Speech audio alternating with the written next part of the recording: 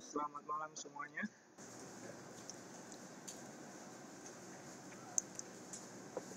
Apakah bisa didengar suara saya?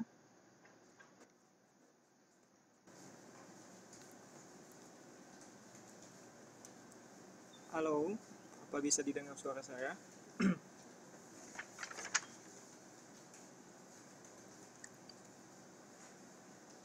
Bisa ya? Oke lah. Oke, good evening and good evening for all of you. Ya kan? Ah, dalam bahasa Jawanya apa itu ya? Ah, apa bahasa Jawanya selamat malam ya? Sugeng ngalu ya? Iya Mas Aryono.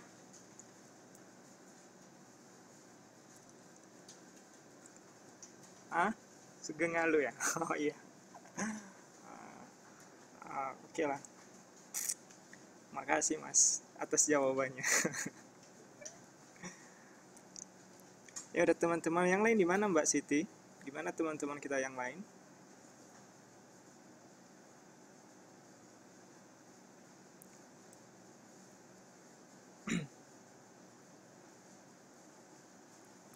Oke. Jadi gimana? Apakah kita tunggu sebentar lagi atau kita mulai saja?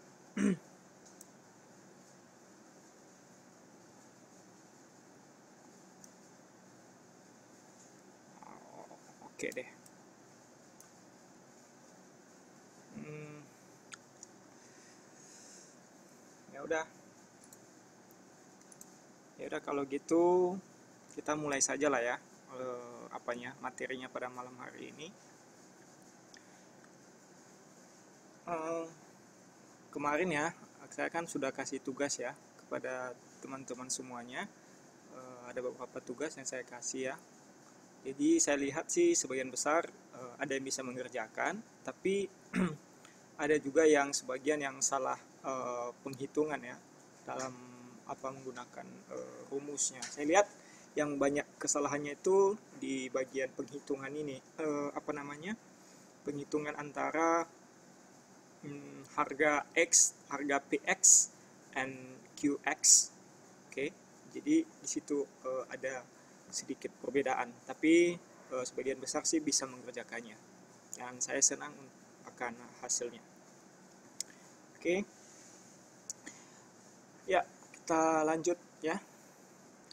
Pada malam hari ini, sekarang kita masuk pada bab selanjutnya, di mana pada bab ini adalah cakupannya sangat luas, dan pembahasan kali ini uh, membutuhkan keahlian yang kemampuan matematika ya, yang memang tidak terlalu sulit, tapi harus lebih fokus. Dan nanti di materi ini saya akan mengajari cara penghitungannya, baik dari rumusnya secara teori, dan juga dengan contoh-contoh soal, kan? Jadi nanti buat mbaknya bisa lebih mudah untuk bisa mengerjakan soalnya.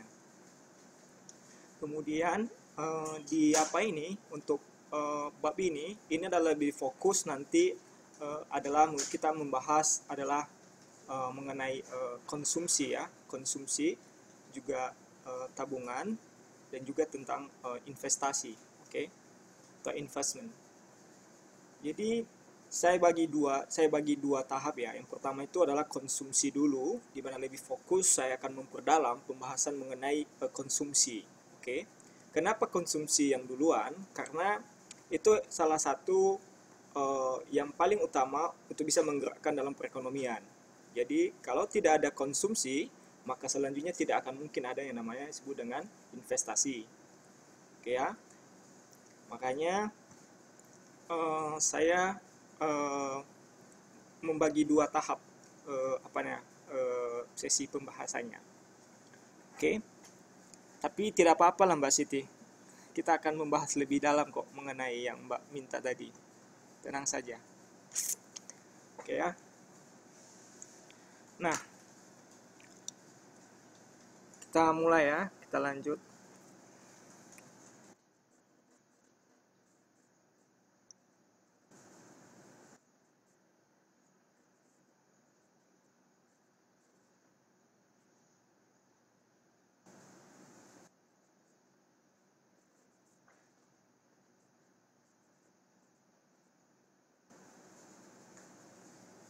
Oke, ya, oke. Jadi sebelumnya ada yang tahu itu apa yang disebut dengan konsumsi? Apakah ada yang pernah belajar atau pernah tahu apa maksudnya konsumsi, ya kan? Kita sering mengkonsumsi tapi kita nggak tahu apa maksudnya konsumsi.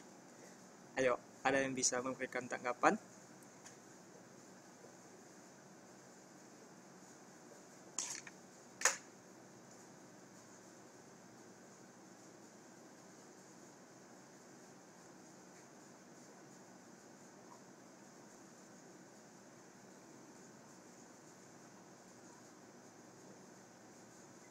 Hmm? Apa itu konsumsi? Ayo, masa nggak tahu apa konsumsi? Cukup bilang saja yang konsumsi itu yang menghabiskan segala sesuatu, Pak. Kan bisa. Ayo, ada yang tahu konsumsi? Apa yang maksud dengan konsumsi?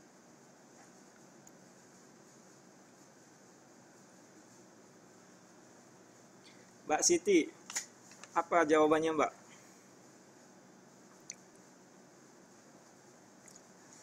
Kegiatan untuk mengurangi, menghabiskan nilai guna suatu barang dan jasa. Ya, benar. Mas Haryono, ada jawaban yang berbeda, Mas?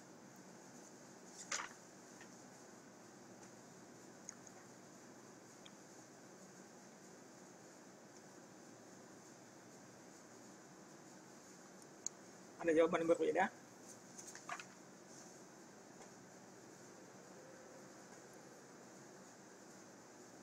Mbak Sri tadi ada ya? Sri Muji ya?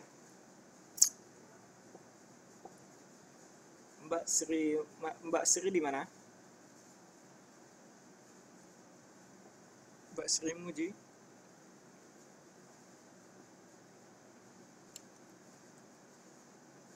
Oni juga? Oni? Mbak Oni? Ada jawabannya, Mbak?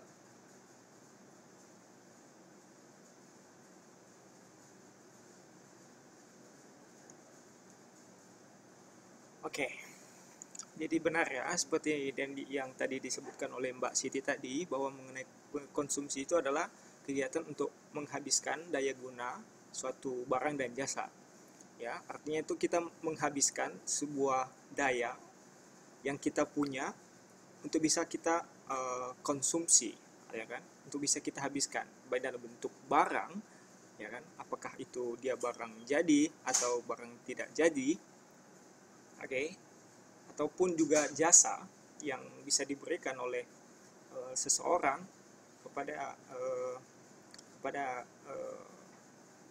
atau dari seorang penjual kepada pembeli, itu semua adalah kegiatan konsumsi ya. Oke. Jadi semua kegiatan-kegiatan itu dilakukan oleh baik personal yang disebut dengan personal consumption, yaitu merupakan pengeluaran rumah tangga untuk bisa membeli barang-barang baik yang tahan lama maupun barang-barang yang tidak tahan lama. Oke ya. Barang yang tidak tahan lama kan kita bisa tahu. Misalnya makanan ya kan, minuman, dia kan tidak begitu tahan lama kan. Tapi kalau misalnya durable goods atau misalnya barang-barang tahan lama, itu adalah merupakan misalnya furniture, misalnya laptop atau misalnya rumah, ya kan, itu adalah barang-barang yang bisa tahan lama dan nantinya itu bisa digunakan untuk juga bisa dilakukan untuk kegiatan investasi atau kegiatan lainnya selanjutnya. Itu tergantung periode dari waktu. Oke. Nah, ya barang primer juga itu tahan lama ya. Ada juga tahan lama barang-barang primer ya. Juga bisa tahan lama. Bahan primer kan tahu kan? Ya kan? Apa yang menjadi bahan primer. Oke. Oke, jadi definisi lengkapnya adalah seperti ini mengenai konsumsi. Oke, saya tidak mengulang lagi. Nah, tapi dalam pembahasan ini adalah ada beberapa konsep kunci yang menjadi perhatian kita semua, dan kalau bisa ini perlu diingat, ya kan? Kenapa saya bilang harus diingat? Karena kalau tidak tahu istilah-istilah konsep ini nanti pada pembahasan selanjutnya, maka akan mungkin bertanya-tanya, aduh ini apa ya simbolnya ini, ya kan? Ini simbolnya apa, ya kan begitu. Karena nanti saya lebih dominan menggunakan simbol ya. Oke, apalagi nanti dalam rumus-rumus saya akan menggunakan simbol. Oke, jadi nanti kalau misalnya saya hanya menuliskan huruf saja, berarti sudah tahu apa artinya. Oke, mengapa saya lakukan itu? Itu untuk membantu mbaknya untuk bisa mengingat apa konsep-konsep yang dipelajari dalam setiap bab itu. Kemudian bagaimana menggunakan rumusnya dan bagaimana mengerjakan soalnya. Oke. Nah, jadi konsep yang pertama itu adalah mengenai income atau pendapatan, di mana itu adalah jumlah sebelah jasa yang diterima pemilik faktur produksi selama 1 tahun. Oke, kita sudah tahu lah itu disebutkan dengan pendapatan, apapun ceritanya pendapatan itu simbolnya adalah Y. Oke ya, Y itu adalah yield, ya kan? Saya kan sudah jelaskan kan pada bab sebelumnya, Y itu yield kan? Oke, sudah tahu lah itu ya. Kemudian konsep berikutnya ada consumption atau konsumsi. Oke, itu adalah bagian dari pendapatan yang dibelanjakan. Oke, nah ini yang penting, konsumsi.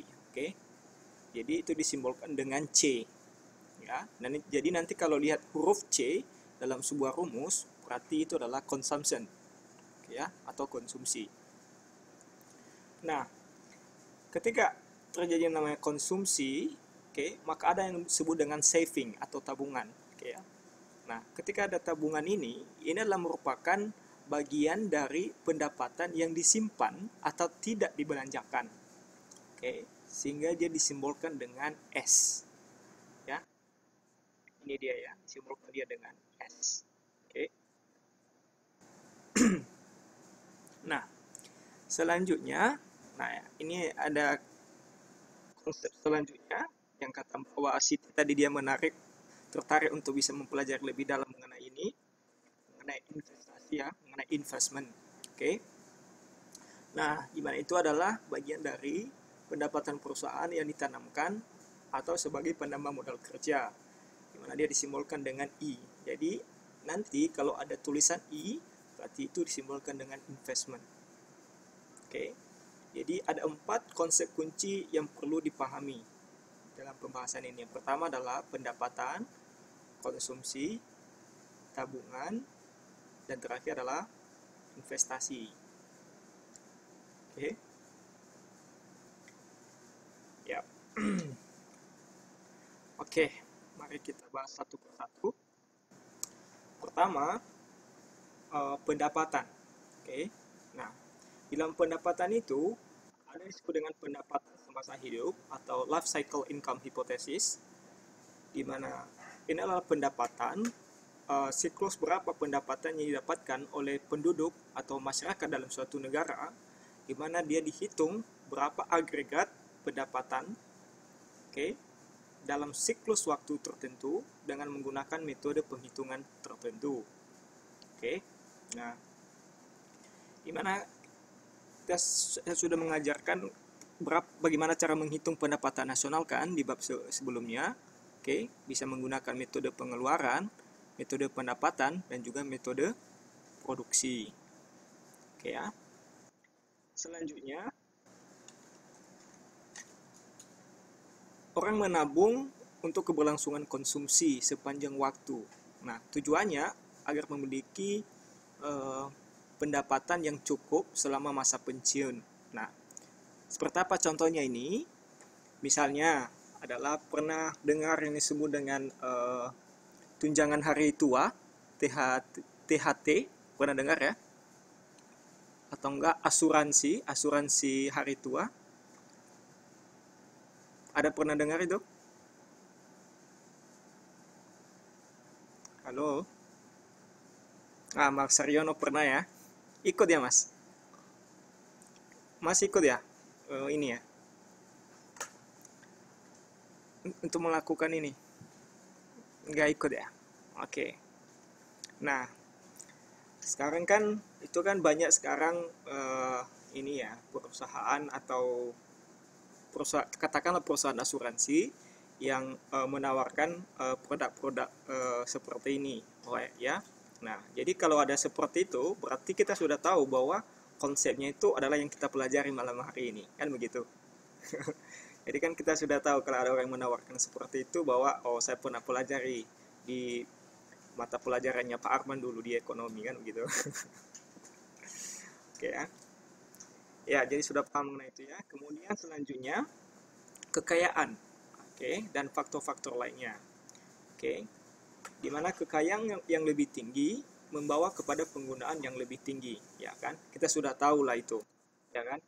Misalnya orang memiliki eh, apa namanya tingkat kekayaan yang lebih tinggi dibanding dengan apa namanya jumlah pengeluarannya, maka dia pasti akan lebih banyak mengkonsumsi, ya.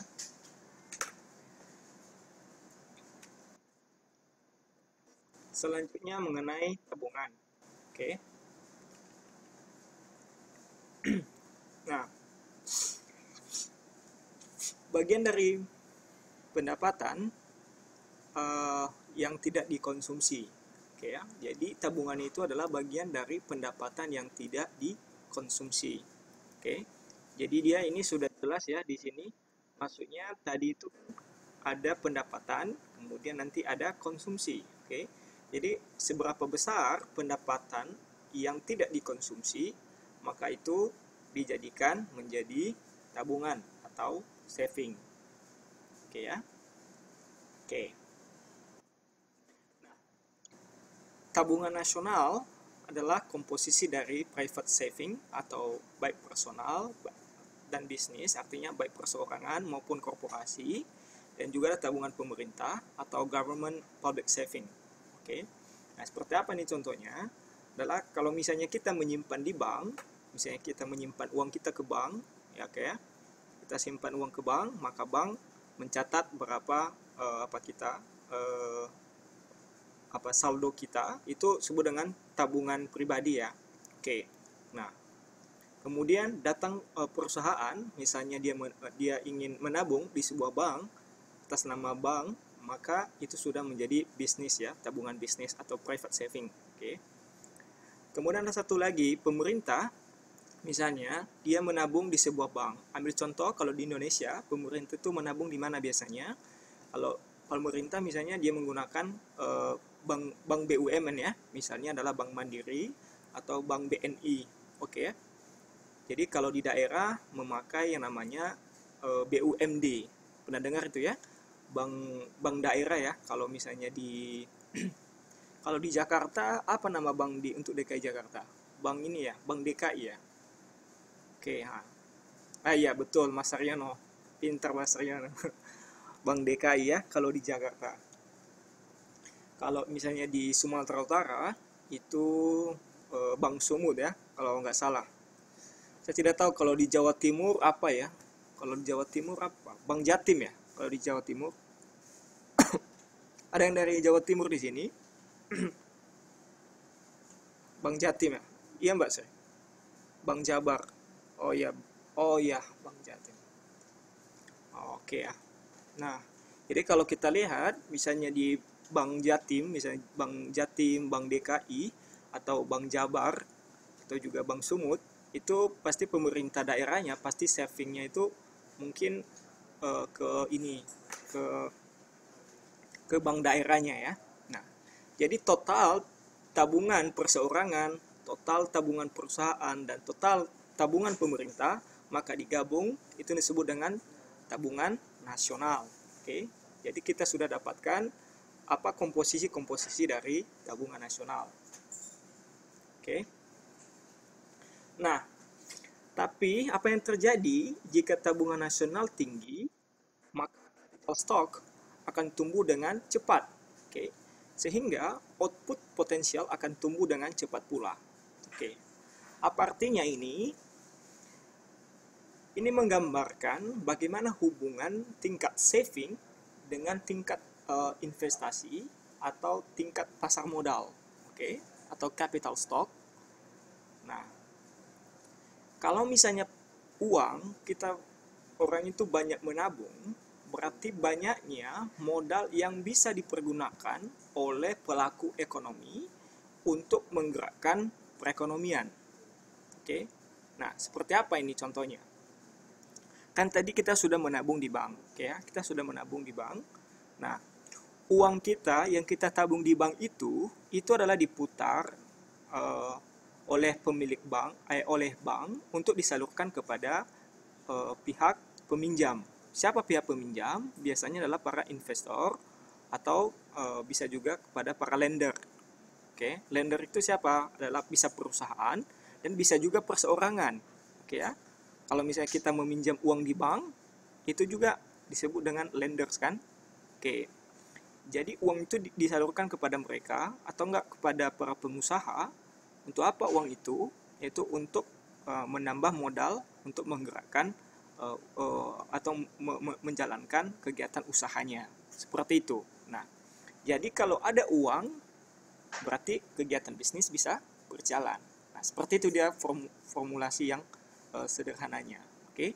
Nah, makanya kalau misalnya tabungan nasional atau saving sebuah nasional itu tidak terlalu tinggi atau misalnya dia mengalami penurunan, maka capital stock misalnya di Bursa Efek Indonesia dia itu akan mengalami perlambatan atau stagnan pada titik tertentu, oke, atau pada periode tertentu, oke.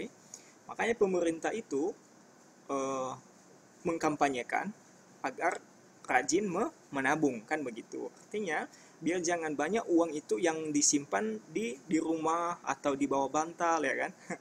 Karena ada seperti itu, atau nggak simpan di mana, di lemari begitu. Jadi uang itu kalau bisa harus ditabung ke bank, oke ya. Jadi untuk kalau kita sudah menabung di bank, kita itu sudah dikatakan berkontribusi untuk pembangunan perekonomian kita. Oke, paham ya mengenai itu ya. Selanjutnya, nah inilah bagaimana hubungan yang saya jelaskan tadi antara konsumsi, tabungan, dan juga pendapatan ya. Nah, di sini ada formulasinya. Yang pertama adalah pendapatan seseorang atau personal income. Oke. Nah, di mana dia dikurangi dengan pajak-pajak pribadi, ya kan? Tentunya kalau misalnya seseorang mendapatkan pendapatan, tentu kan harus membayar pajak, oke ya. Jadi kan itu harus dikurangi dulu berapa pajak-pajaknya. PI kan kita sudah pelajari di pendapatan nasional kan untuk personal income. Oke, tentu dikurangi dengan pajak-pajak. Maka dia sama dengan pendapatan yang siap dibelanjakan. Oke, kalau misalnya pendapatan 3 juta dikurang pajak misalnya berapalah pajak taruh misalnya entah 50.000, oke, maka dia bisa dikurangi dari 3 juta itu dikurangi dengan 50.000. Maka selebihnya itu adalah pendapatan yang siap dibelanjakan. Oke. Nah, pendapatan yang siap dibelanjakan inilah yang disebut dengan disposable income. Oke ya. Nah, ini perlu diingat ya, disposable income ini adalah sangat sering-sering digunakan dalam pembahasan-pembahasan selanjutnya, dan di soal-soal ujian nasional ini selalu pertanyaan disposable income selalu dipertanyakan dan banyak soalnya kalau di ujian nasional ya, kan ada ujian nasional ya. Nah, misalnya bagaimana menghitung disposable income, apa yang disebut dengan disposable income dan sebagainya. Nah, ini dia konsepnya ya. Saya jelaskan. Kemudian dia itu dikurangi dengan fungsi personal atau personal consumption. Nah, maka kita bisa ambil berapa jumlah tabungan personalnya, ya kan? Maka dia sama dengan berapa sisanya dari pendapatan ke pajak, kemudian pendapatan yang dibelanjakan, maka bisa dapatlah dia tabungan personalnya. Oke, tentu dalam penghitungan konsumsi tabungan dan pendapatan ini, maka ada sebuah konsep yang perlu diingat. Oke, ya. Kenapa saya bukan sebut diingat? Karena sangat sering kita bahas nantinya. Oke. Pertama, ada konsep yang disebut dengan APC atau Average Propensity to Consume. Oke. Di mana ini adalah total konsumsi dibagi dengan disposable income.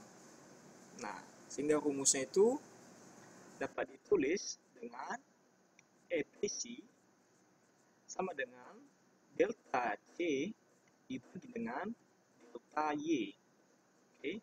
Jadi artinya ini adalah berapa jumlah konsumsi dibagi dengan jumlah pendapatan.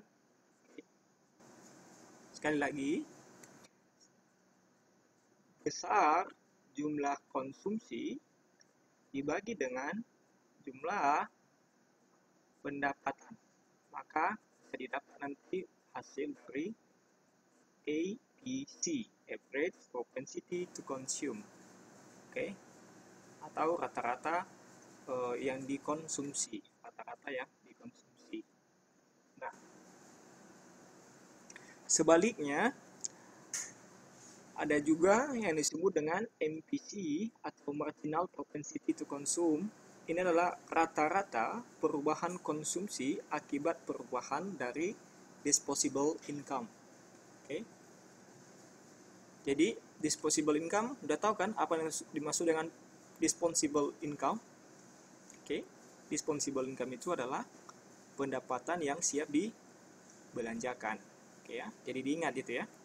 Nah, sehingga ada rumus untuk menghitung MPC. Oke. Nah, rumusnya itu MPC sama dengan delta C dibagi dengan delta Y. Oke, jadi besar perubahan C atau consumption dibagi dengan besar perubahan pendapatan. Oke, maka sama dengan kita bisa mendapatnya nilai dari MPC. Oke. Ada pertanyaan sampai di sini dulu?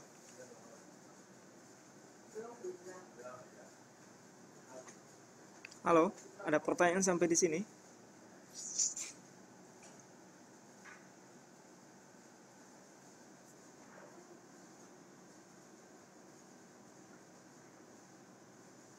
Halo?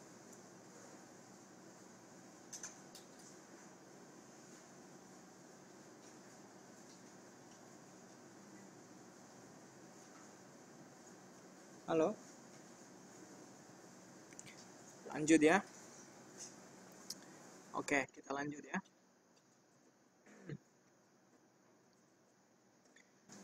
Nah, selanjutnya ada fungsi konsumsi. Oke ya. Nah, apabila ada campur tangan pemerintah, oke, secara matematis pendapatan nasional yang siap dipakai itu dapat dinyatakan sebagai berikut. Jadi ini rumusnya. YD sama dengan Y dikurang dengan TX ditambah dengan TR. Di mana YD adalah disposable income, Y adalah pendapatan nasional, dan TX adalah pajak, kemudian TR adalah transfer. Oke. Jadi kalau misalnya ditanya adalah pendapatan nasional dengan adanya campur tangan pemerintah dalam konsumsi, maka menggunakan rumus yang seperti ini. Y sama dengan Y dikurang dengan TX ditambah dengan TR.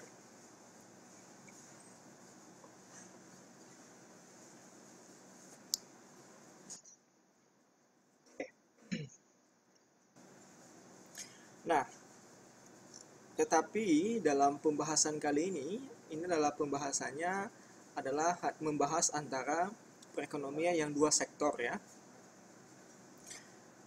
Tahu maksudnya apa perekonomian dua sektor?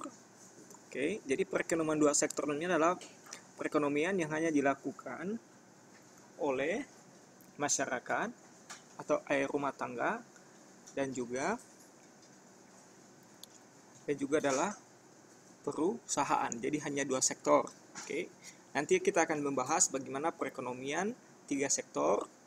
Oke. Kemudian dan terakhir adalah perekonomian yang 4 sektor. Oke. Saya sudah jelaskan kan di bab sebelumnya siapa itu pelaku 4 sektor ekonomi. Kalian masih ingat? Minggu yang lalu ya, kalau nggak salah saya jelaskan. Oh enggak, 2 minggu yang lalu. Pelaku sektor ekonomi masih ingat? Karena ada 4 sektor kemarin ya. Pelaku ekonomi, ada yang masih ingat?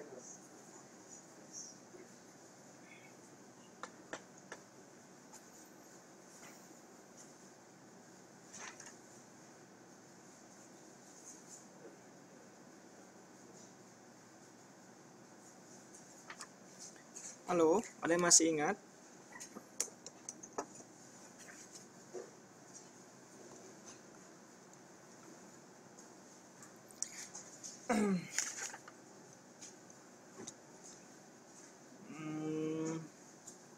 Mbak Oni masih ingat siapa itu 4 sektor pelaku ekonomi?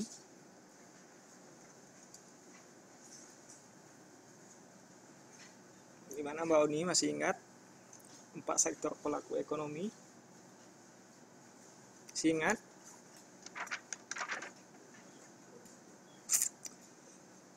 Bu Erliliana? Gimana Mbak? Tahu siapa saja 4 sektor pelaku ekonomi?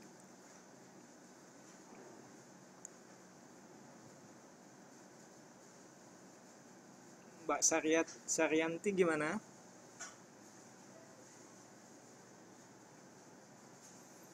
Masih ingat?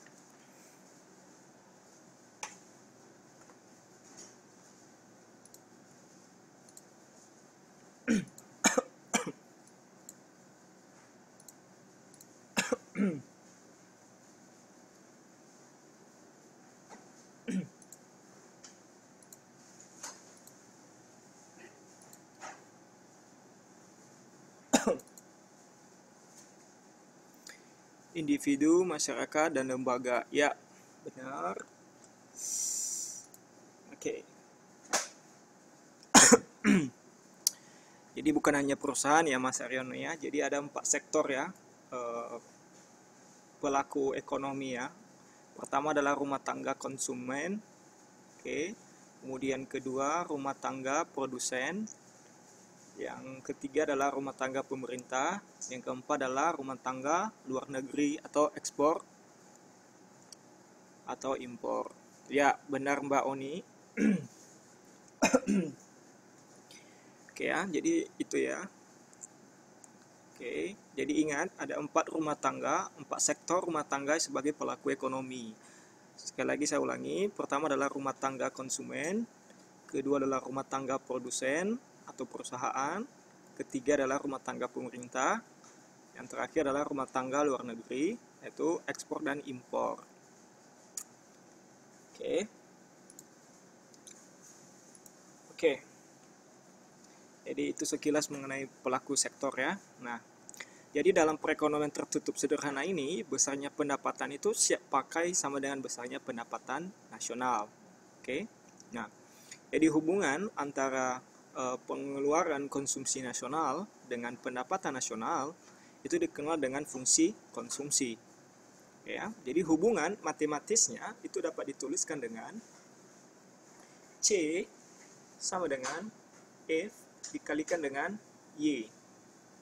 Oke, sekali lagi. C sama dengan F sama dengan Y.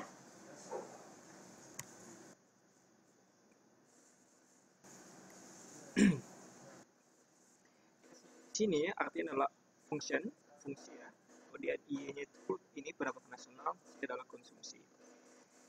Sehingga fungsi konsumsi tersebut dapat dijabarkan lagi dalam sebuah formula yang dikenal dengan C Y sama dengan A ditambah dengan B dikalikan dengan Y.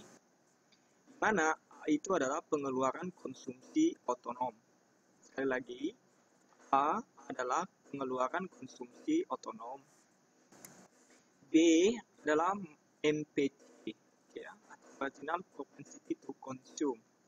Oke, dan Y adalah pendapatan nasional. Lanjut.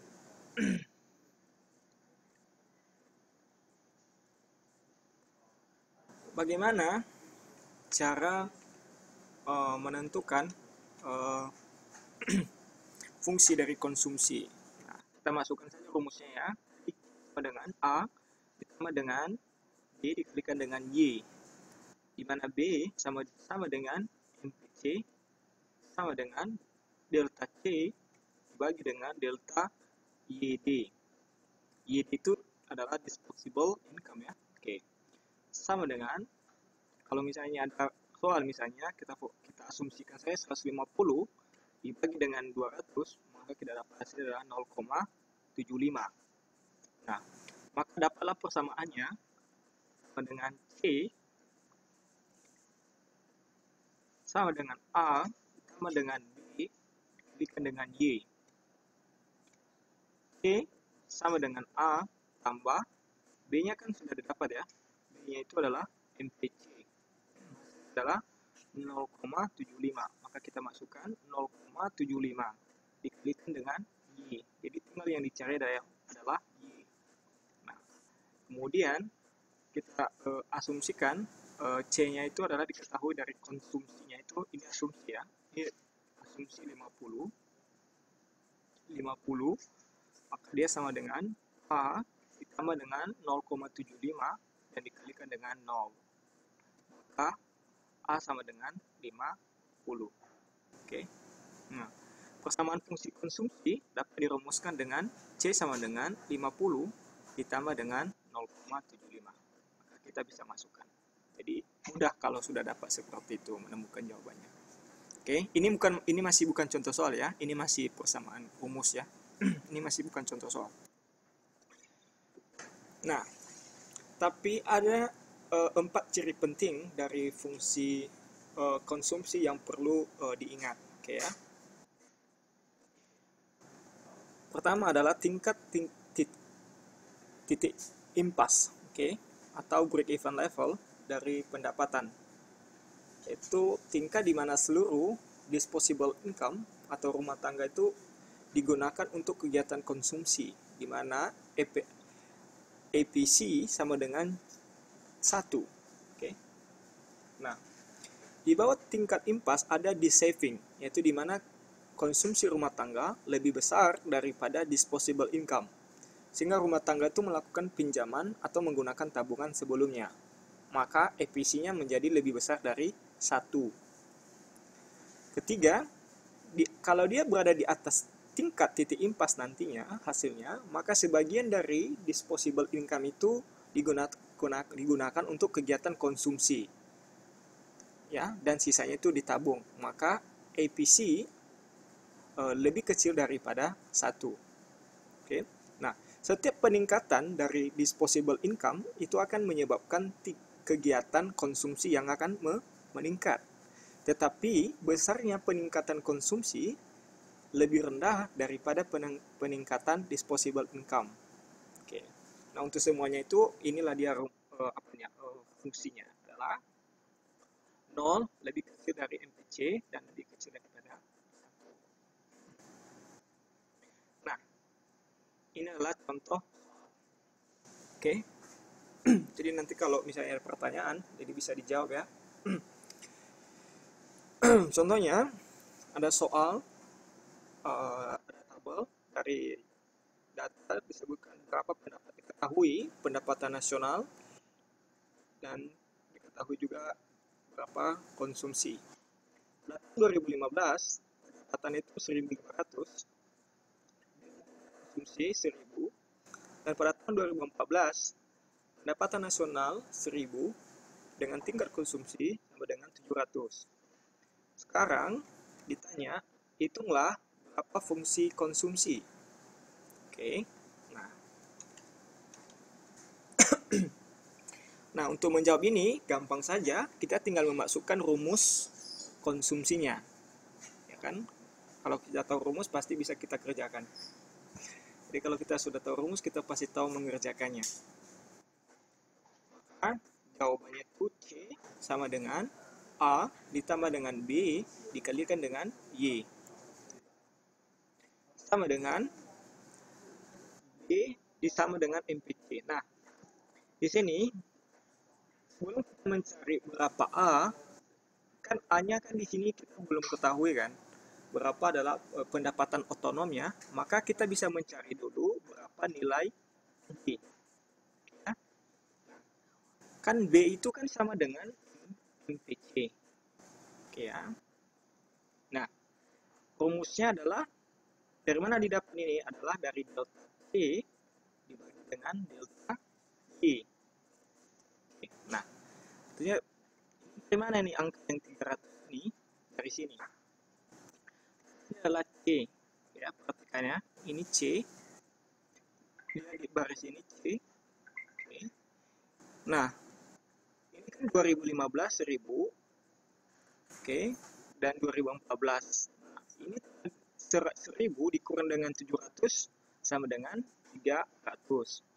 Kemudian 1500 dikurang dengan 1000 sama dengan 500. Oke, jadi gampang ya. Jadi tinggal dibagikan saja. 300 dibagi dengan 500, maka sama dengan B sama dengan 0,6.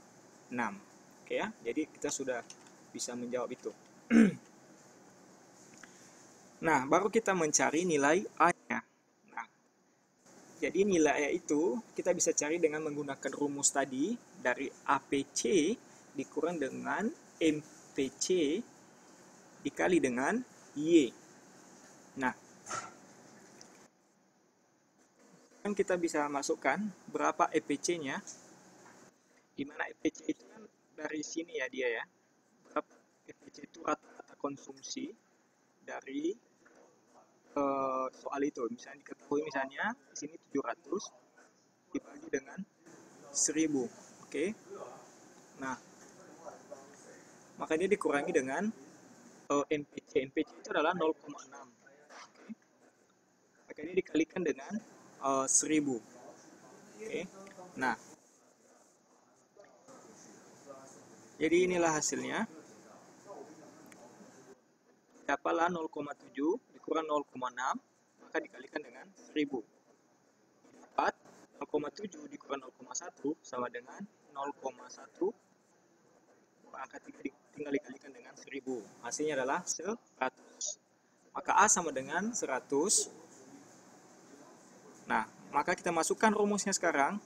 C sama dengan A ditambah B dikalikan dengan Y. Nah, kita kan sudah ketahui kan berapa A, berapa B, berapa dan berapa B. Maka kita masukkan A sama dengan 100 ini ditambah dengan B-nya 0,6 dikalikan dengan Y. Nah, jadi jawabannya adalah ini dia. 100 ditambah 0,6 dikalikan dengan Y. Oke. Jadi pendapatan otonomnya adalah 100 dan rata-rata MPC-nya rata-rata perubahan konsumsinya adalah 0,6 pada tingkat pendapatan nasional tertentu. Jadi gampang ya menghitungnya ya. Ada pertanyaan?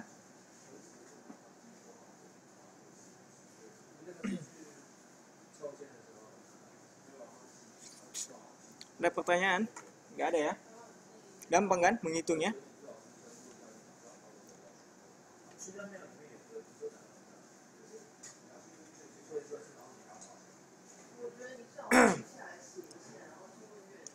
Oke, kita lanjut ya. Selanjutnya adalah tabungan atau saving ya. Oke. Nah, tabungan itu adalah simpanan uang yang berasal dari pendapatan yang tidak dibelanjakan dan bisa dilakukan oleh perseorangan maupun instansi tertentu. Simpanan uang atau tabungan ini bisa diambil kapan saja tanpa terikat oleh waktu. Ya, ini sudah jelas ya, cukup dimengerti nih.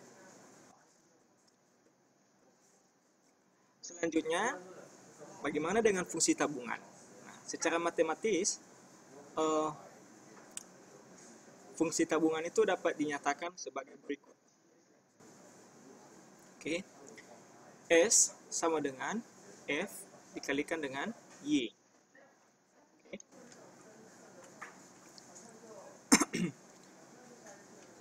Karena tabungan nasional merupakan bagian dari pendapatan nasional yang tidak digunakan untuk konsumsi nasional, maka fungsi tabungan tersebut sebenarnya diperoleh dari S sama dengan Y dikurang C sama dengan Y dikurang dengan A ditambah dengan BY, maka dapat persamaannya Y sama dengan Y kurang A dikurang dengan BY. Nah, sehingga inilah rumus tabungan. Ya, jadi ingat ya, jadi inilah rumus tabungannya. Jadi ini yang kalian pakai. Ya, S sama dengan A ditambah 1 dikurang B dikalikan dengan Y. Sama ya, di mana A itu adalah tabungan otonom. Oke, kalau A tadi dikonsumsi itu adalah pendapatan, A di sini adalah tabungan otonom. 1 dikurang B sama dengan MPS. MPS itu adalah marginal propensity to saving.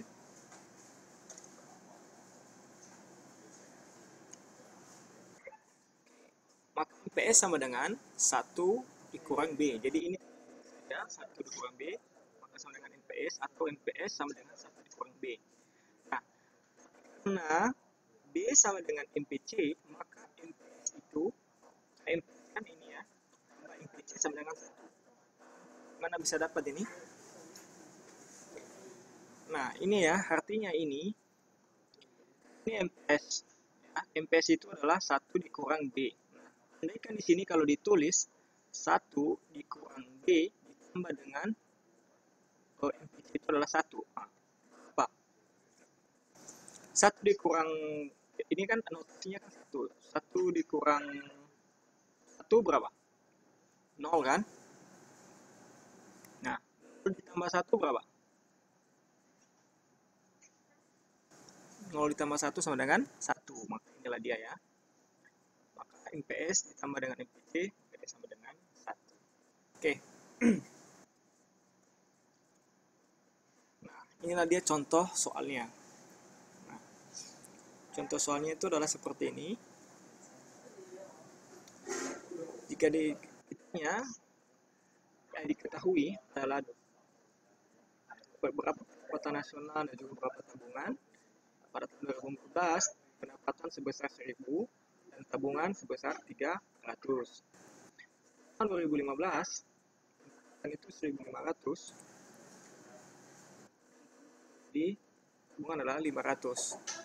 Nah, ditanya, hitunglah berapa fungsi tabungan atau saving dan berapa besarnya pendapatan nasional jika Y sama dengan 2.000. Oke, maka mudah saja kita hitung. Kita masukkan rumusnya.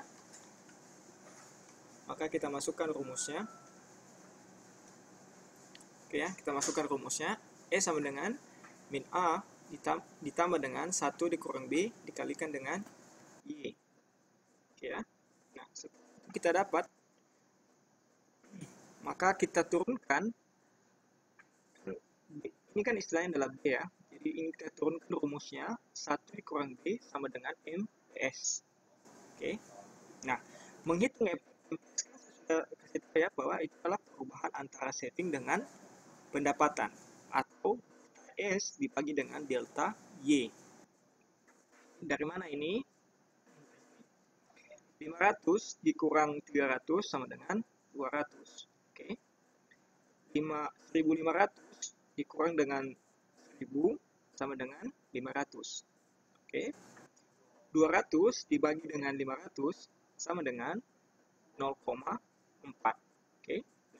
Sekarang kita tinggal masukkan rumusnya. S sama dengan A ditambah dengan B kali Y. Oke. Nah, selanjutnya bagaimana untuk menghitung nilai A-nya? Nah, untuk menghitung nilai A-nya, kita ambil nilai tabungan awal. Oke, nilai tabungan awal berapa di sini? 3 400. Oke, maka kita masukkan 300 sama dengan min A ditambah dengan 0,4 dikalikan 1000. Oke. A-nya belum diketahui lagi ya, tapi B-nya sudah kita ketahui 0,4. Nah, maka sama dengan 300 sama dengan min A 0,4 kali 1000 sama dengan 400. Maka kita pindahkan yang 400 ini ke ruas kiri.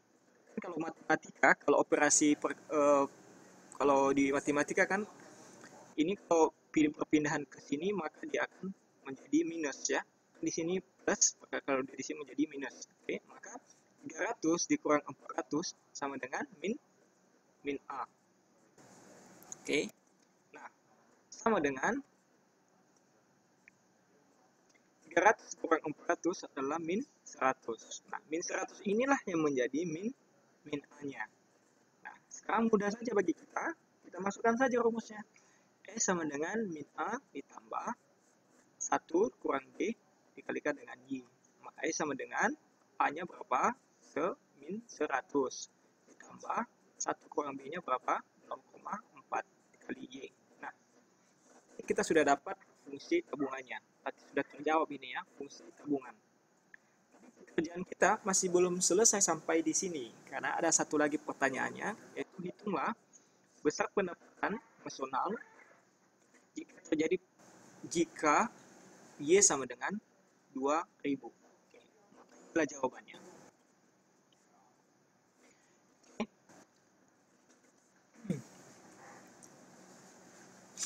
Besarnya S jika Y sama dengan 2000. Oke, maka sama, rumusnya tetap sama, maka S sama dengan min A ditambah dengan 1 dikurang B dikalikan dengan Y. Nah, maka S sama dengan min 100, masukkan saja ini, min 100 tambah 0,4 dikalikan dengan Y. Nah, Y-nya di sini diketahui adalah 2000, maka kita tinggal masukkan saja sini 2000. Maka seperti penghitungan biasa, S sama dengan min 100 ditambah dengan 800. Oke, maka S sama dengan 700. Oke, jadi inilah jawabannya. Ada pertanyaan sampai di sini?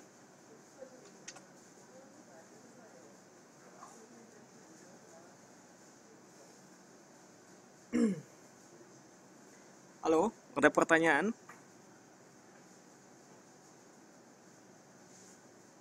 Halo Mbak. Halo.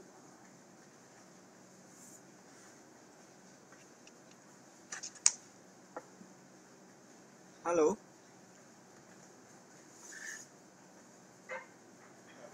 Mbak Erli Liana. Mengerti ya?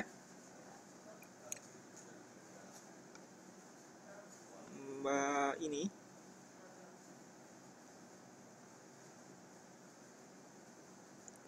Oke, lanjut ya. Mudah kan? Penghitungnya ya, mudah ya.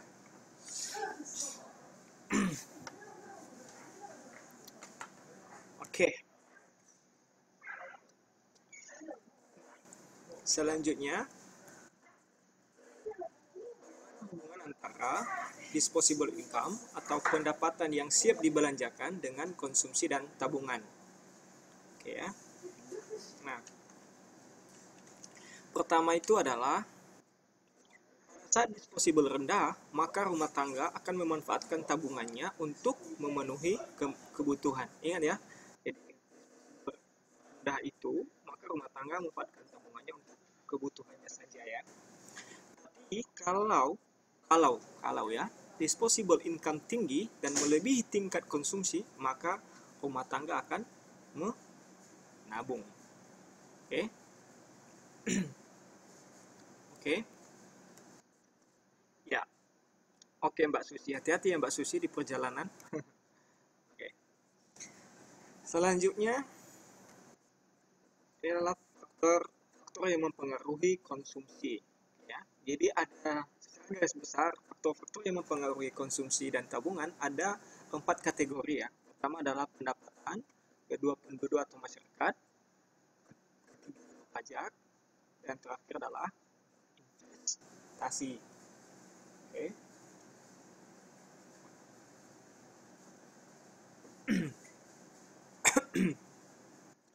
Nah, pertama, distribusi pendapatan nasional sikap berhemat.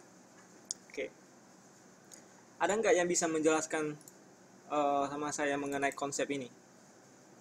Apa yang dimaksud, kenapa yang masuk dengan distribusi pendapatan nasional siap berhemat?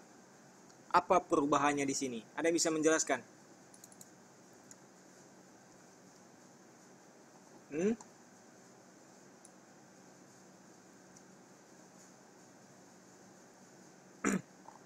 Halo?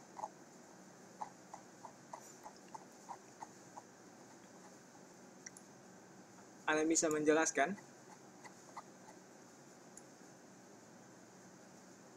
Hmm?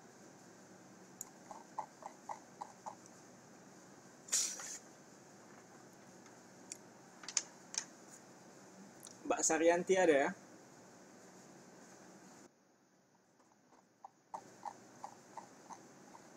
Mbak Rini juga ada ya? Ayo, ada yang bisa menjelaskan?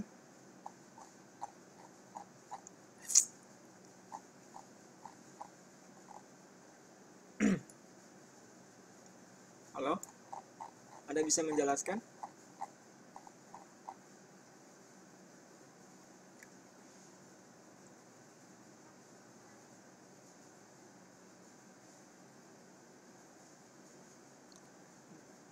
Hmm?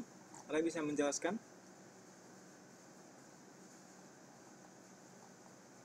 Oke, jadi gini ya, maksudnya adalah kalau distribusi pendapatan nasional, oke, yaitu jika pendistribusi pendapatan nasional merata, maka semakin tinggi, ya, dengar ya, maka akan semakin tinggi pengeluaran konsumsi masyarakat tersebut. Oke, kemudian kedua, kalau misalnya kekayaan masyarakat dalam bentuk alat liquid itu, ya, itu tingkat pendapatannya itu yang sama, ada kecenderungan jumlah pengeluaran konsumsi yang lebih besar, oke, okay, daripada keadaan di mana alat liquid dalam masyarakat sedikit, oke okay, ya. Nah, jadi ya kita bisa tahu lah bagaimana kalau misalnya kita mempunyai uang cash, ya kan? Kalau misalnya kita punya uang cash di dompet kita atau di tas kita, kita pasti akan lebih cenderung untuk bisa menghabiskannya, kan begitu, ya kan? Kan sudah cash, ya kan? Saya sudah liquid, cepat dia kita bisa mendapatkan. Tapi coba bayangkan kalau misalnya kita ingin membeli sesuatu tetapi kita tidak bisa membelinya secara langsung misalnya. Jadi kita harus misalnya ngambil uang ke bank, harus ke ATM lagi, harus ke ATM lagi kan begitu. Atau nggak harus mengambil buku tabungan lagi yang lebih lama. Tentu tingkat konsumsi kita pasti tidak sebanding dengan ketika kita memiliki uang tunai. Begitu ya. Ada yang setuju dengan saya? Atau ada yang berbeda? Atau ada yang berbeda? Atau kalau misalnya ada uang ya tetap gitu-gitu saja Pak. Saya nggak ada konsumsi apa-apa gitu ya. Saya tetap saja kalau misalnya ada uang ya saya simpan saja. Begitu. Ada yang seperti itu atau hanya saya saja yang seperti itu? Halo. Aduh, pada di mana nih? Halo. Halo. Gimana tanggapannya Mas Aryono? Kalau misalnya ada Mas punya uang di dompet, gimana apanya eh uangnya? Mas Aryono dulu, gimana tanggapannya Mas?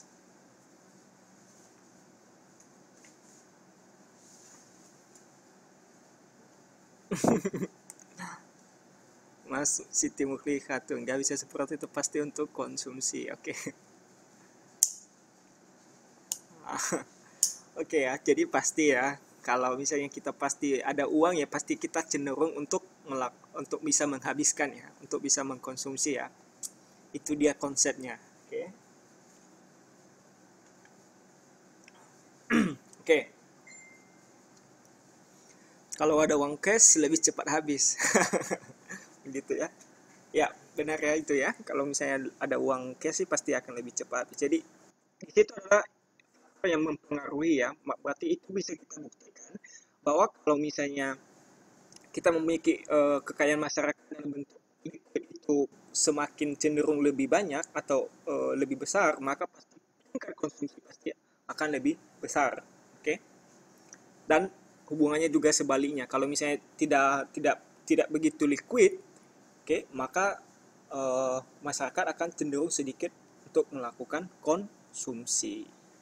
Nah, bagaimana dengan pendapatan yang akan diterima di masa yang akan datang atau expected income?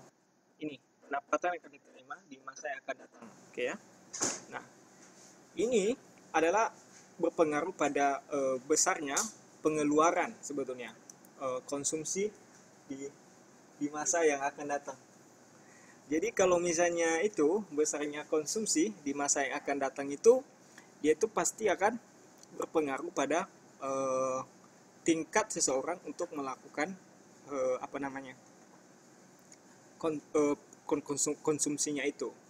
Oke, jadi semakin besar expected income, maka semakin besar pula pengeluaran konsumsinya. Demikian juga sebaliknya, semakin rendah expected income, maka akan semakin kecil pengeluaran konsumsinya. Oke, iya dong. Kalau misalnya ada orang mengatakan, kayaknya tahun depan gue punya THR nih, ya udah saya pasti akan beli ini dulu ya kan. Ya kan begitu. Kalau misalnya ada isu kayaknya kita nggak jadi dapat THR nih, ya udah deh nggak jadi beli lagi dulu, ditunda dulu ke ini belanja dulu kan begitu. Oke, jadi itu akan berpengaruh pada tingkat konsumsi. Nah, kemudian bagaimana pendapatan tertinggi yang pernah dicapai pada masa lampau. Oke, jadi maksudnya ini bagaimana? Tingkat pengeluaran masyarakat dipengaruhi oleh tingkat pendapatan tertinggi yang pernah dicapai. Nah, selanjutnya dengan jumlah penduduk ya sudah pasti ya, kalau semakin banyak penduduk ya pasti konsumsi akan semakin tinggi, dan sebaliknya kalau penduduk sedikit pasti akan konsumsi akan lebih sedikit.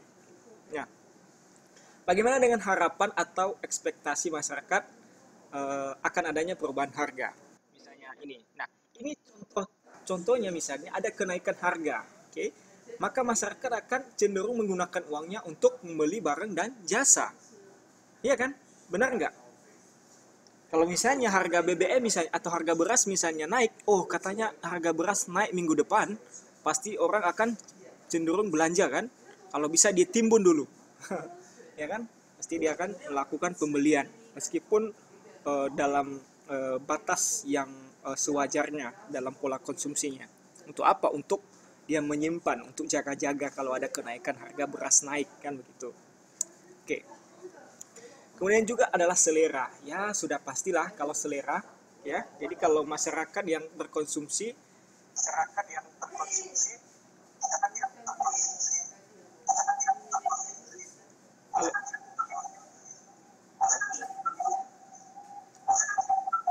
Halo, halo, tolong dulu apanya mikrofonnya. Oke, terima kasih ya. Oke, kita lanjut. Kemudian selera ya kan. Bila masyarakat memiliki selera yang menurun, ya pasti konsumsinya jangka pendeknya juga bergeser ya ke bawah. Oke Mbak Siti, nggak apa-apa. Kita lanjut ya. Kemudian faktor sosial ekonomi. Oke ya. Misalnya adalah umur pendidikan, jenis kelamin, pekerjaan, keadaan keluarga, ini akan berpengaruh pada pengeluaran. Oke. Selanjutnya adalah struktur pajak. Ya kan? Nah, apa hubungannya di sini? Pajak. Oke ya. Ada bisa menjelaskan contohnya kira-kira struktur pajak? Ada bisa menjelaskan?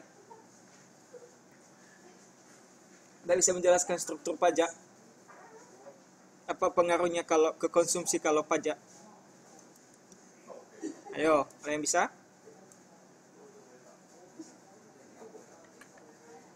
Halo? Ada yang bisa? Ada bisa menjelaskan apa hubungannya ke pajak?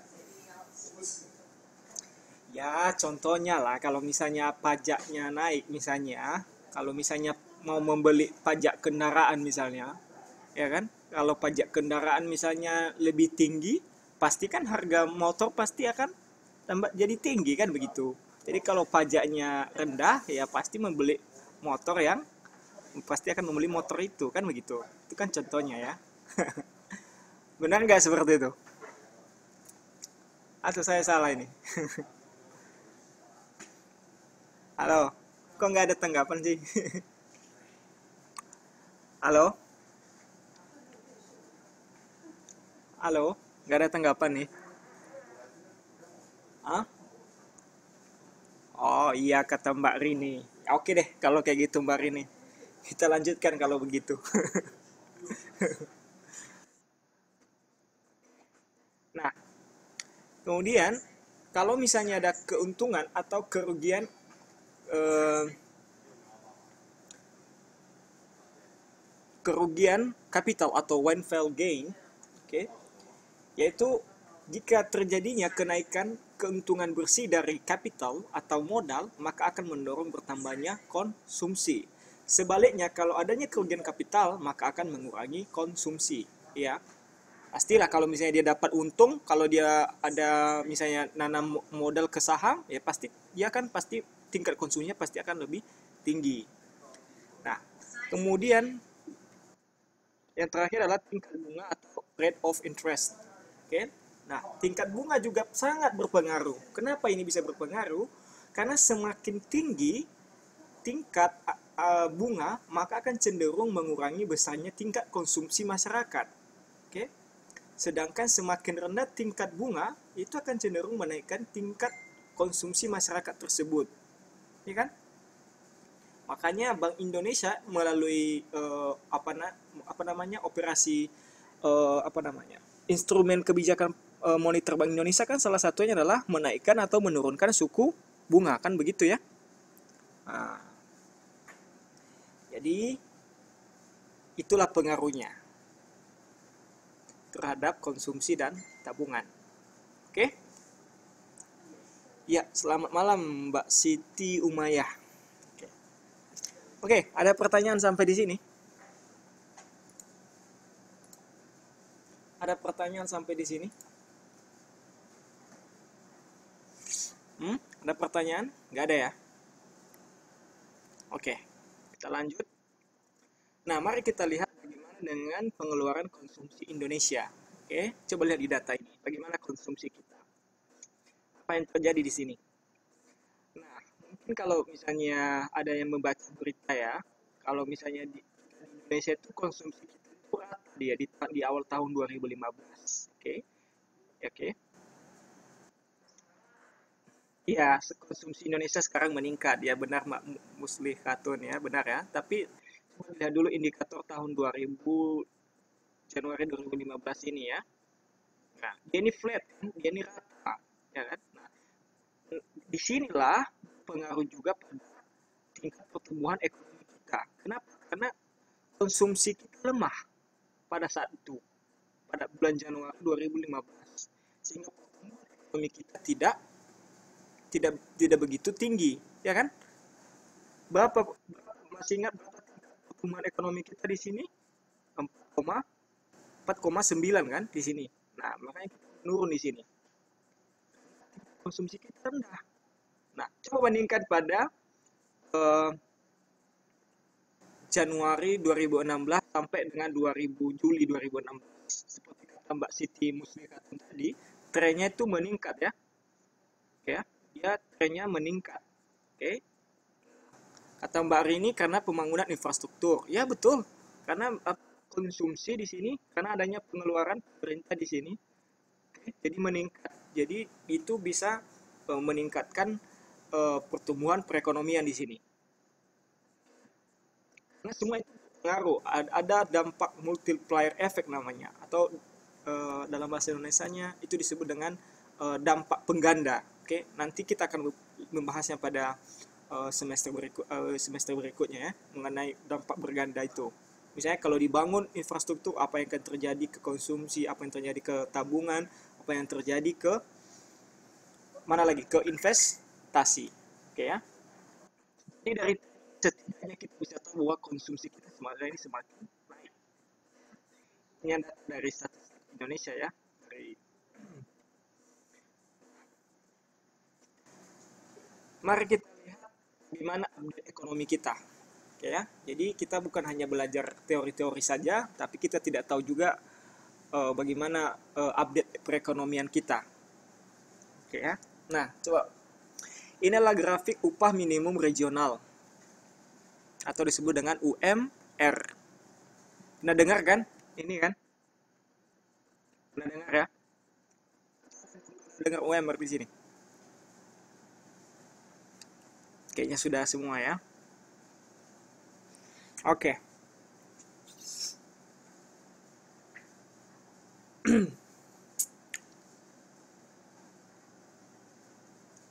Oke.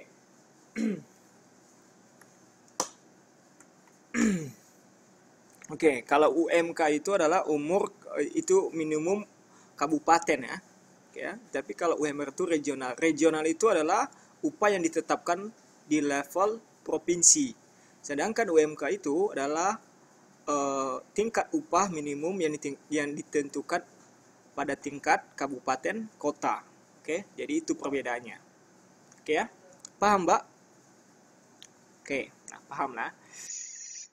Jadi dari grafik ini kita bisa lihat, oke Mbak Sadia.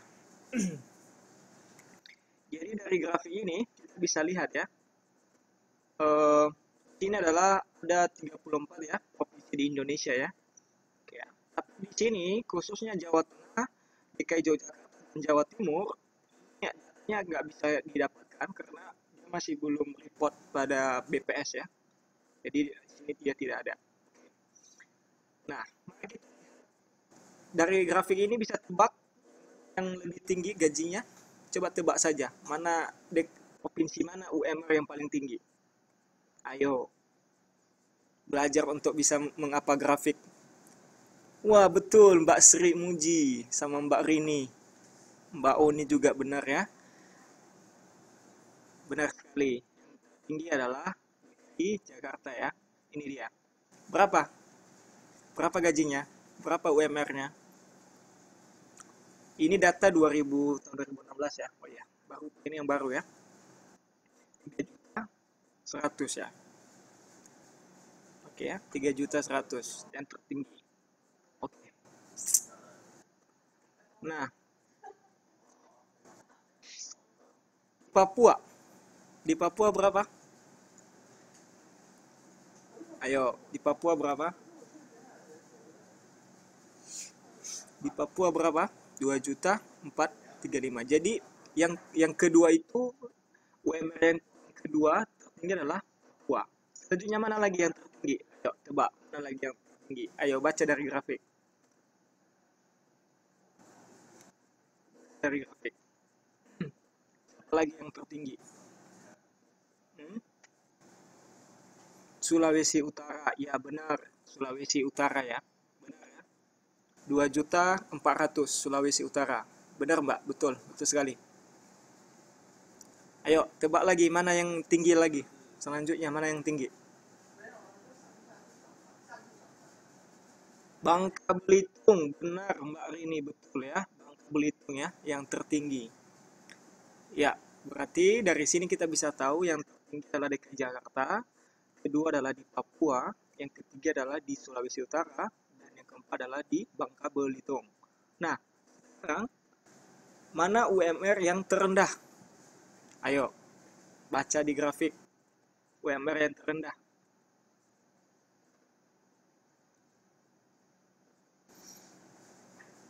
Mana UMR yang terendah?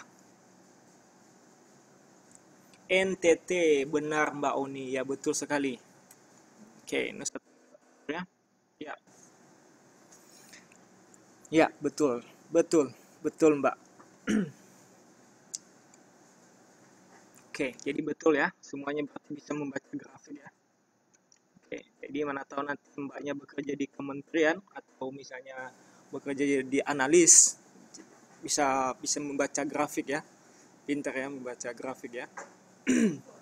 Karena ada orang yang nggak bisa membaca grafik ya. Oke. Jadi dari sini kita bisa tahu bagaimana eh, grafik upah minimum regional di Indonesia. Oke ya. Nah, di DKI tukang sapu jalan juga digaji UMR. Gitu ya. Saya nggak tahu, Mbak.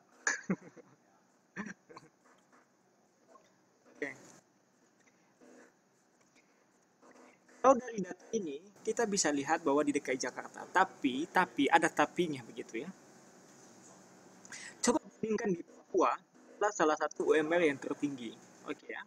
Nah, bagaimana dengan biaya hidup atau pola konsumsi dan bagaimana selera masyarakat Jakarta dengan masyarakat Papua, apakah sama atau tidak? Halo, apakah sama atau tidak? Ayo, apakah sama? Tidak kan? Pasti beda. Oke. Nah, itu ditentukan karena perbedaan tingkat konsumsi, karena perbedaan selera, dan juga perbedaan eh, apa namanya, biaya produksi di setiap daerah yang selalu berbeda. Oke ya. Di Indonesia saja, inflasi di Jakarta dengan di Papua apakah sama? Sama semua inflasinya setiap daerah? Apakah sama inflasi semua daerah? Beda ya, betul Mbak Arini ya. Jadi beda ya. Jadi setiap daerah itu beda-beda tingkat inflasinya. Jadi tidak sama. Jadi ini dipengaruhi semua dengan ini. Oke. Nah, seperti pertanyaan Mbak Sadia tadi, apakah sama gaji PNS dengan gaji apa namanya, gaji eh, bekerja di karyawan? Tentu berbeda ya. Ini UMR ini adalah untuk pihak perusahaan ya, untuk pedoman gaji untuk korporasi ya. Kalau PNS dia itu beda lagi, itu ditentukan oleh Menteri Pendayagunaan Aparatur Negara ya, atau Menpan RB ya, menentukan kalau untuk gaji PNS. Oke, ada pertanyaan sampai di sini?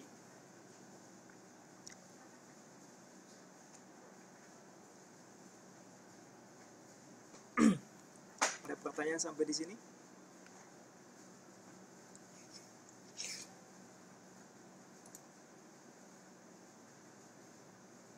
Tidak ada ya? Oke. Nah, ini ada yang mau saya tanya sama teman-teman semuanya ya. Kan minggu depan kita kan masuk selanjutnya kan kita masuk tanggal 9 kan, kita tatap muka tanggal 9 Oktober ya. Kita tatap muka ya. Benar kan? Berdasarkan jadwal ya. Iya Mbak Siti ya, tanggal 9 kan kita tatap muka berdasarkan jadwal. Nah, kemudian eh iya, ada lagi placement test tanggal 23. Kemudian ada kemudian di jadwal kita ada tutorial tanggal 10. Nah, bagaimana kalau misalnya karena hari kan tanggal 9 tutorial, besoknya lagi adalah tanggal 9 adalah tatap muka, tanggal 10 adalah tutorial online. Nah, gimana kalau kita percepat jadwal kita? Jadi kita masuk minggu depan tanggal 3. Gimana? Ada yang setuju? Tanggal 3 kita masuk hari apa itu ya? Hari Senin ya. Senin 3 Oktober kita masuk. Bisa? Tanggal 3. Saya lihat sih jadwalnya nggak ada. Karena nggak ada TTM di situ. Nggak ada jadwal TTM tanggal nggak ada tutorial tanggal 3 Oktober. Gimana? Bisa ya? Oke ya. Jadi hari Senin ya. Jadi hari Senin tanggal bisa ya. Jadi tanggal hari Senin minggu depan kita ada tutorial ya. Oke ya. Jadi saya nanti akan post linknya di grup ya. Oke. Oke. Oke. Saya ingin apa dulu ya? Absen dulu ya. Saya ingin absen dulu ya.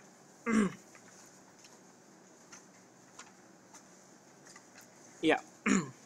Di jadwal sih nggak ada. Saya lihat di jadwal sih nggak ada perkuliahan, nggak ada tutorial tanggal 3. Oke.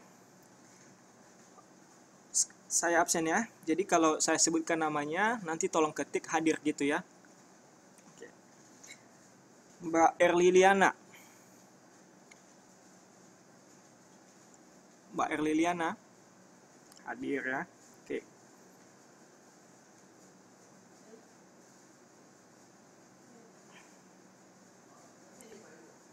Mbak Rini Lidiawati hadir ya. Mbak Sadia. Mbak Sadia.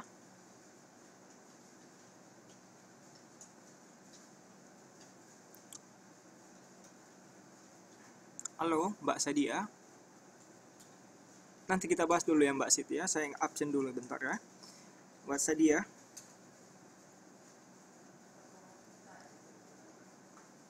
Mbak Sadia hadir nggak? Mbak Sadia. Halo Mbak Sadia. Oke, hadir ya. Oke. Saryanti. Mbak Saryanti. Hadir. Siti Umayyah. Siti Umayyah. Oke, hadir ya. Mbak Siti Widiawati, Mbak Sri Muji. Hadir ya. Sugiyati. Mbak Sugiyati.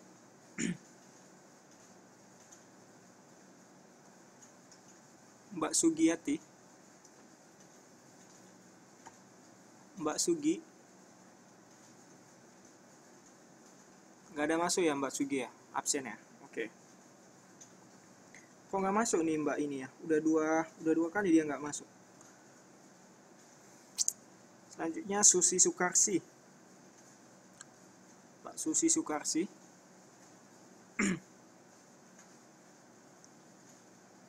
Susi Sukarsi. Hadir ya. Oke. Awen Amelia. Awen Amelia.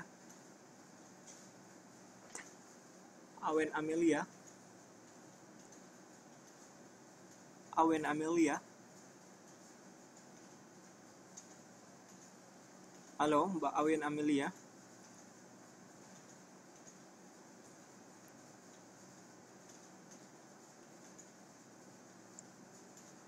Mbak Awen Amelia.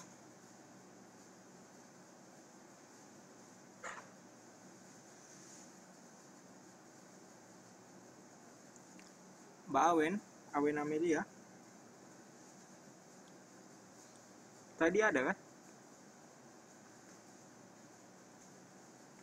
Mbak Awen Amelia.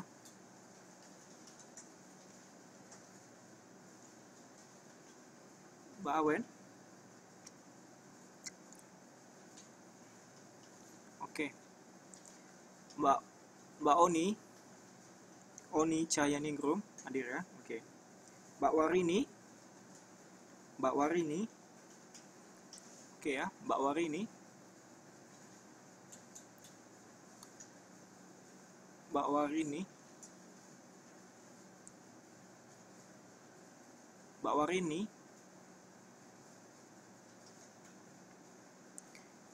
Mbak Warini, gimana Mbak Warini? Mbak Warini hadir ya atau absen? Absen ya, oke. Aira Maimunah. Aira Maimunah.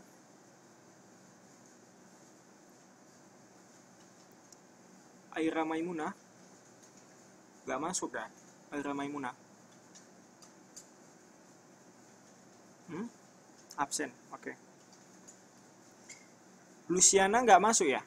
Luciana nggak masuk lagi ya?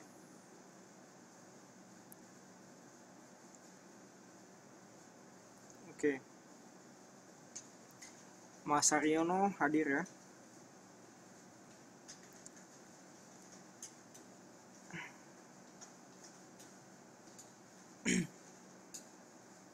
Widiana Novita. Widiana Novita. Widiana Novita. Widiana Novita. Oh, nggak masuk lagi ya. Oke. Siti Muslihatun Kasana.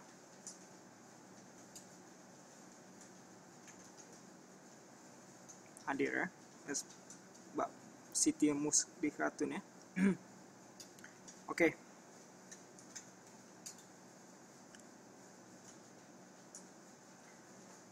Oke lah. Kalau nggak ada pertanyaan, jadi satu lagi ya tadi ya, sekali lagi ya, jadwalnya itu saya rencanakan tanggal 3 Oktober ya, 2016 ya. Itu ya Mbak Siti ya. Catat Mbak Siti, tanggal 3 Oktober ya, 2016 hari Senin. Oke, karena saya lihat jadwalnya sih tidak ada perkuliahan di situ. Oke ya, karena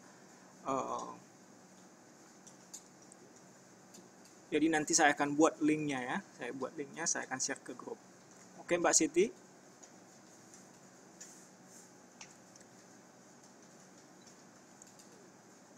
Oke, sip. Oke deh, kalau begitu.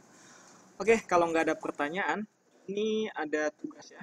Saya ada kasih tugas. Kan tanggal 2 Oktober ya, hari Minggu ya. Nah, buat tugasnya ya. Jadi hampir sama pengerjanya, jadi tinggal dihitung saja. Oke? Ada pertanyaan?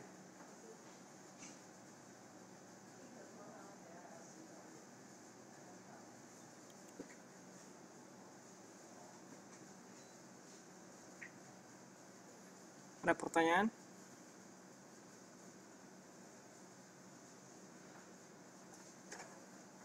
Nggak ada ya? Oke. Baiklah, kalau tidak ada, kalau tidak ada, oke. Kalau tidak ada pertanyaan, saya ucapkan terima kasih semuanya.